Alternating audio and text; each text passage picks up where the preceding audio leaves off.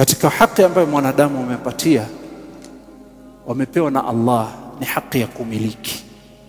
Mtu akimiliki chake na anakuwa ni wenye kuimiliki kwa mkono wake, na ameipata kwa jasho yake ya halali, ardhi, mali, gari, nyumba, mali ameipata kwa jasho lake, hauna haki ya kumpokonya. Na ukimpokonya, mambo mawili, utamrudishia na utatiwa adabu. Allah subhanahu wa ta'ala atoa mwongozo kwa mtu yeyote anayempokonya mtu mali yake, sawaan kwa kujua ama kwa kutojua, sawaan yule uliyemuibia yajua umemwibia ama hajui kama umemwibia.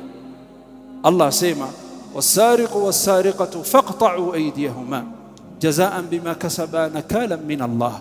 Hawa ambao wanaochukua kisichokuwa chako, mtu amemiliki haki yake, ardhi yake, nyumba yake, ploti yake, mali yake,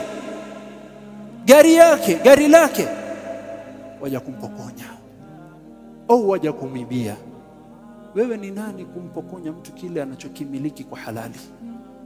Allah atoa mwongozo, asema anaiba akampokonya mtu kile anachomiliki, awe ni mwanamme awe ni mwanamke, faqta'u aydiyahuma, kateni mikono yao.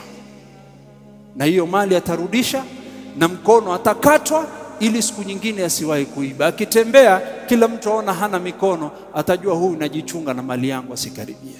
ومن أحسن قولا ممن دعا إلى الله وعمل صالحا وقال إنني من المسلمين.